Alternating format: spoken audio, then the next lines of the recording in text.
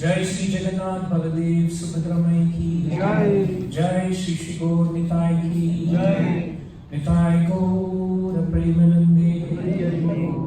ओम नमो भगवते वासुदेवाय। ओम नमो भगवते वासुदेवाय।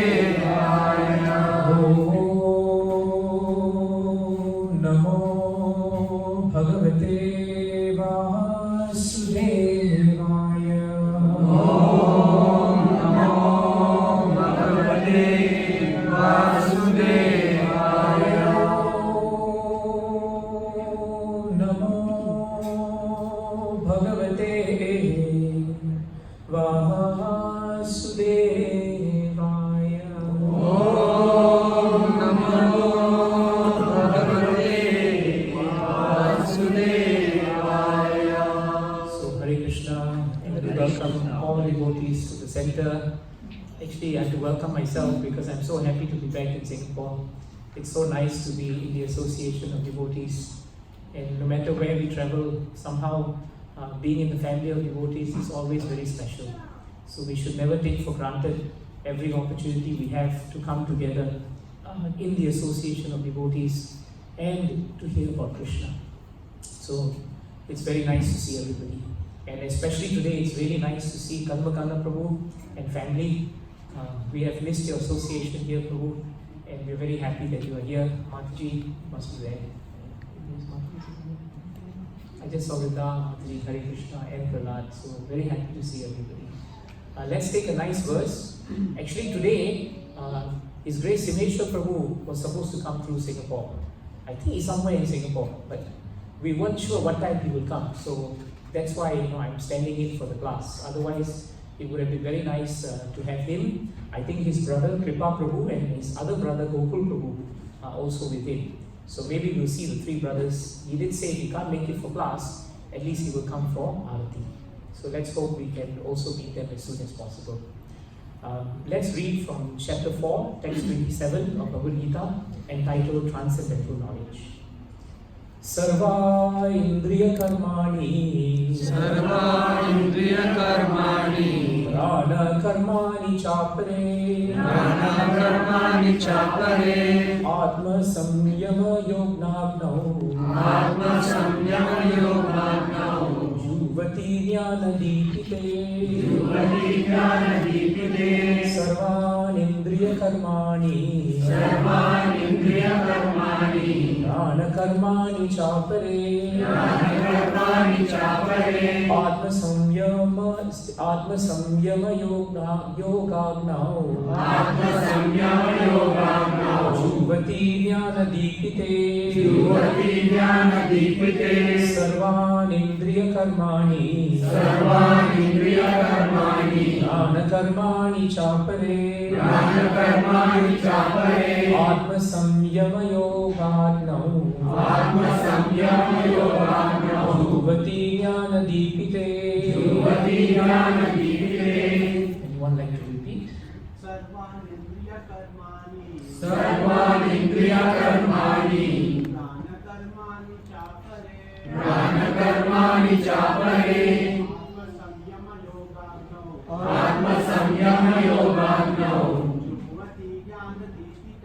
जुह्वति ज्ञानदीपिते. सर्वानिन्द्रियकर्माणि ज्ञानकर्माणि चापरे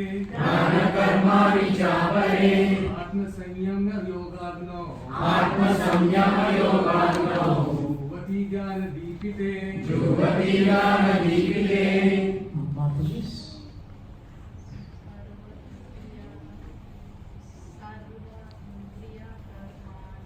सर्वानिन्द्रियकर्माणि ज्ञानकर्माणि चापरे आत्मसंयमयोगाग्नौ जुह्वति ज्ञानदीपिते. सर्वानिन्द्रियकर्माणि ज्ञानकर्माणि चापरे आत्मसंयमयोगाग्नौ जुह्वति ज्ञानदीपिते. सर्वानिन्द्रियकर्माणि ज्ञानकर्माणि चापरे आत्मसंयमयोगाग्नौ जुह्वति ज्ञानदीपिते. Please read the synonyms. Sarvani, of all. Indriya, the senses. Karmani, functions. Prana karmani, functions of the life breath. Cha, also. Apare, others. Atma samyama, of controlling the mind. Yoga, the linking process. Agnau, in the fire of. Juhvati, offer. Jnana dipite, because of the urge for self-realization. Translation and purport by His Divine Grace, A.C. Bhaktivedanta Swami Srila Prabhupada ki. Please repeat the translation. Others who are interested in achieving self-realization through control of the mind and senses, offer the functions of all the senses and of the life breath as oblations into the fire of the controlled mind. Please hear the purport. The yoga system conceived by Patanjali is referred to herein. In the Yoga Sutra of Patanjali, the soul is called Pradyak Atma and Parag Atma. As long as the soul is attached to sense enjoyment, it is called Parag Atma. But as soon as the same soul becomes detached from such sense enjoyment, it is called Pradyak Atma. The soul is subjected to the functions of 10 kinds of air at work within the body, and this is perceived through the breathing system. The Patanjali system of yoga instructs one on how to control the functions of the body's air in a technical manner, so that ultimately all the functions of the air within become favorable for purifying the soul of material attachment. According to this yoga system, Pratyak Atma is the ultimate goal. This Pratyak Atma is withdrawn from activities in matter. The senses interact with the sense objects, like the ear for hearing, eyes for seeing, nose for smelling, tongue for tasting, and hand for touching. And all of them are thus engaged in activities outside the self. They are called the functions of the pranavayu. The apanavayu goes downwards. Vyanavayu acts to shrink and expand. Samanavayu adjusts equilibrium. Udanavayu goes upwards. And when one is enlightened, one engages all these in searching for self-realization. Om Ajnanam Timirandasya Jnananjana Shalakaya Chakshurudritam Yena Tasmai Shri Gurave Namaha Shri Chaitanya Manobhishtam Sthapitam Yena Bhutale Swayam Rupa Tadamayyam Vidati Swapadantikam Vandeham Shri Guru Shri Padapadalam Shri Guru Vaishnavamscha Shri Rupam Sarvajatam Sahakana Raghunathanikam Tam Sajivam Sarvaitam Savadutam Parijana Sahitam Krishna Chaitanya Devam Shri Radha Krishna Padam Sahagana Lalita Shri Vishakhanvitamscha He Krishna Karuna Sindhu Dinabandho Jagapate Gopesha Gopikanta Radha Kanta Namostate Tatamachalo Rame Radhe Vrindavaneshwari Vrishabhanu Sute Devi Pranamami Hari Priye Vanchakamatruvyascha Kripaha Sindhu Vacha Adhikanam Pavanebhyo Vaishnavebhyo Namo Namaha Jai Shri Krishna Chaitanya Prabhu Nityananda Shri Advaita Gadadhara Shivasadi Gaura Bhaktavrinda Hare Krishna Krishna Krishna Hare Hare Hare Rama Rama Rama Hare Hare.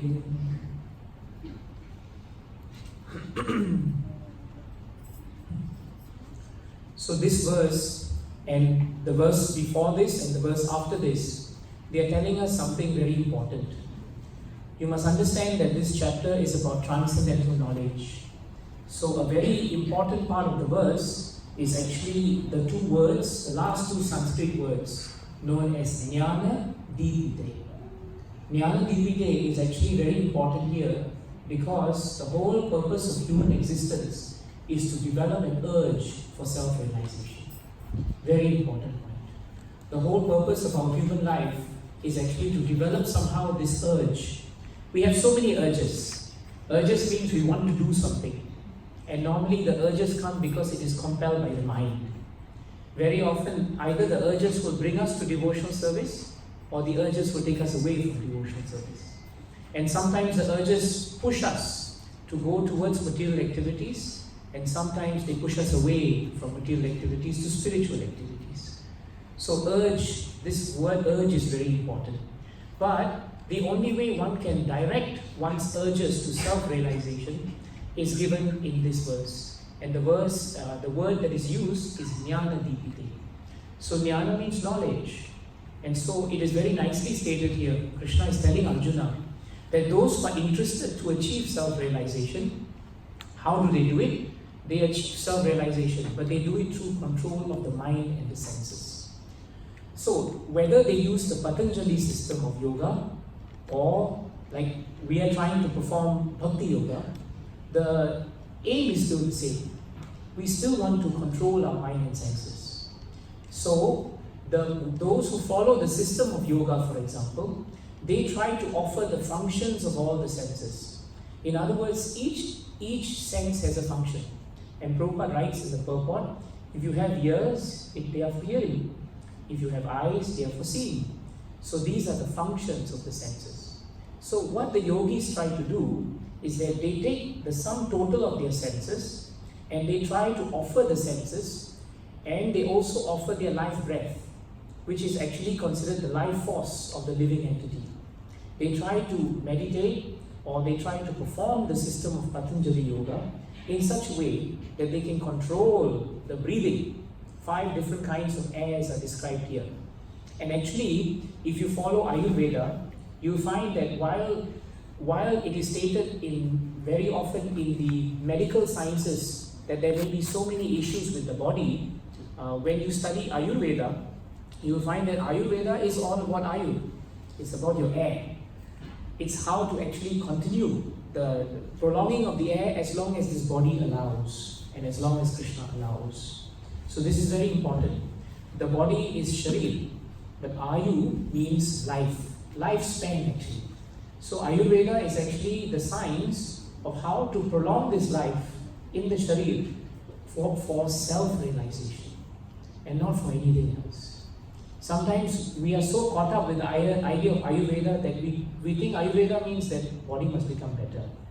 But the body must become better only for self-realization. If the body is not better for self-realization, then the body is better for sense gratification. And if it is sense gratification, then Bhagavatam tells us our mind and senses cannot be controlled. So you see there's a connection.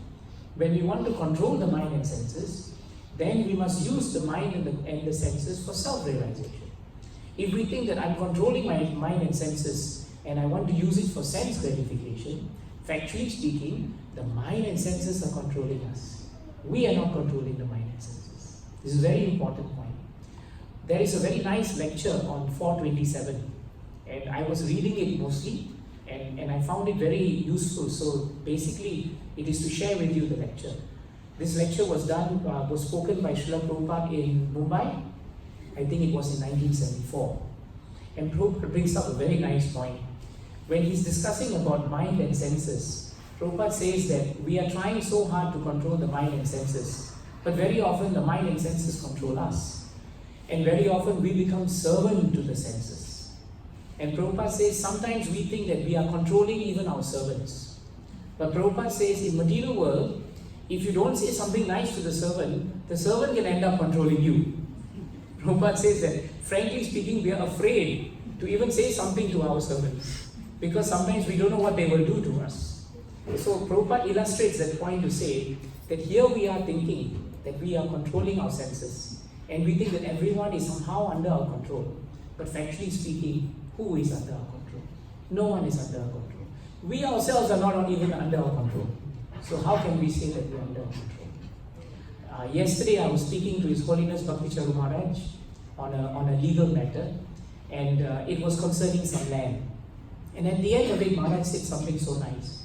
He said that every time we discuss anything to do with assets or land with Srila Prabhupada, at the end of all the discussion, Prabhupada would remind us. He would tell us, that frankly speaking, we are not even the size of ants in front of Krishna. And here we are talking about land. So everything actually comes under the purview of Krishna. So when we talk about the 5 kinds of air, Prabhupada is explaining how the yogis try to offer the air in the service of Krishna. And this air, the reason why we get into trouble with our body is very often because the airs are not moving properly. If you are in certain climates, the air sometimes adjusts very well. Sometimes when you are in a certain climate, the air becomes disturbed. So sometimes you feel a lot of wind. Some people say they are feeling chest pains. But the Ayurvedic doctors will tell you chest pain is because of the irregular movement of the air that moves in the chest region. And when you have all these problems, it becomes very difficult to control the mind and senses. So Prabhupada introduces this point in the lecture. He says that Krishna now is introducing the idea of how even the yogis, they who try to follow the yoga system, they are also trying to do the same thing. They also are trying finally to perform jnana dipite. They are trying to self-realize themselves. The only problem, Prabhupada says, is that for jnana dipite, the important thing we must understand is we must be able to obtain the proper spiritual knowledge about who we are. That is the end result of knowledge. And that is awakened when we understand one thing. Atma, Samyama, yogagna. If you read the word-to-word translation, it is very nicely stated here. Where is this? Atma samyama, of controlling the mind, and then yoga abhinav. In other words, how to control the mind. That is the key point here. And Prabhupada says this whole world is actually moving on how to control the mind. Either the mind controls you or you control the mind. Prabhupada also speaks in his lecture that the yogi tries to control his senses and he tries to offer them to Krishna. That's why this fire of sacrifice is important in Bhagavad Gita chapter 4. Because the fire of sacrifice refers to yajna. And yajna is non-different from Vishnu. So whatever that we are trying to sacrifice, right now you're all sacrificing your time. That time that you offer into the fire of sacrifice, it actually is only meant for Vishnu. It is not meant for anyone else. So even when we have time in this world, how we use it will depend so much, will actually affect how much of self-realization and how much of urge we develop for self-realization. If we somehow manage our lives in such a way that we utilize our time and our ayuhu for Krishna, then what happens is this jnana dipite increases in us. It increases in us. Like an air, like an air in us, it actually increases. So actually Prabhupada says, basically, by our urge to perform something for Krishna's service, this knowledge also increases. So there's a very important connection Prabhupada makes. While those who follow the Patanjali system, they do it mechanically. They try to breathe in a certain way. They try to take in breath, take out breath, hold your nose, close your nose. They do all this. It is authorized. Prabhupada says, yes, it is approved. But Prabhupada says, we have another process. Halfway through the lecture, Prabhupada then says, we have another process. Our process, Prabhupada says, is not mechanical. Our process comes from the heart. So it's a very important point. The difference between Patanjali system of yoga and Bhakti yoga is that the qualification of Bhakti yoga is that you must put your heart into it. If you want to do something mechanically, the word mechanical implies that if you just press a few buttons or do something, something will come from it. Correct? That's why it's mechanical. But when you put your heart into it, then you cannot be mechanical about it. You have to feel for it. That's why Prabhupada gave this nice story to his